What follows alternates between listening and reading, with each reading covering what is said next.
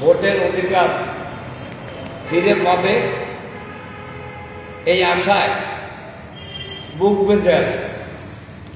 ইতিমধ্যে আপনারা লক্ষ্য করেছেন নির্বাচন নিয়ে চক্রান্ত ষড়যন্ত্র যতই হোক না কেন, তাদের সেই সমস্ত ষড়যন্ত্র চক্রান্ত মোকাবেলা করে আমি বিশ্বাস করি বর্তমান যে সরকার আছে, অন্তর্বর্তীকালীন সরকার প্রধান ডক্টর মোহাম্মদ ইউনূস যে ঘোষণা দিয়েছেন, উনি একটা আন্তর্জাতিক মানের খ্যাতি সম্পন্ন ব্যক্তি, আমাদের বাংলাদেশের গর্ব এবং অহংকার।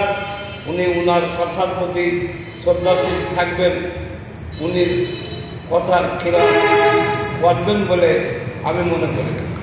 আপনি কি মনে করেন যে এখন যে আইন শৃঙ্খলা যে পরিস্থিতি রয়েছে দেশে, এই অবস্থায় একটি নির্বাচন কি আসলে করা সম্ভব কিনা? ইনশাআল্লাহ সম্ভব। আইন শৃঙ্খলা পরিস্থিতির উপরে শুধু নির্বাচনে করা সম্ভব এইটা সঠিক না। এদেশের জনগণ দায়িত্ব নিয়ে সুস্থ নিরপেক্ষ অবাধ নির্বাচন যাতে হয় এ ব্যাপারে দেশের জনগণ ঐক্যবদ্ধ। আচ্ছা, মাগুরা 2 আসনটি বিএনপির একটি দুর্গ হিসাবে পরিচিত, আমরা জানি।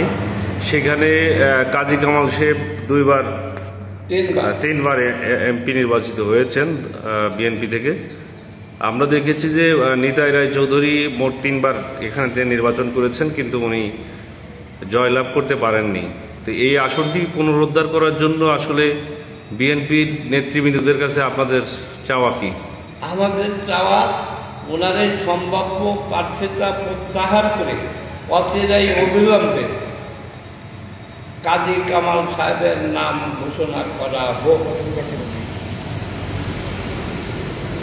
আর কাজী কামাল সাহেব এলাকায় নেতা হিসাবে তার জনপ্রিয়তা কেমন? জনপ্রিয়তা আপনার প্রমাণ দেখেছেন। উনি আসার পরে জেল থেকে বের হয়ে দীর্ঘদিন শারীরিক অসুস্থতাজনিত কারণে চিকিৎসাধীন ছিলেন। সুস্থ হয়ে কত তারিখ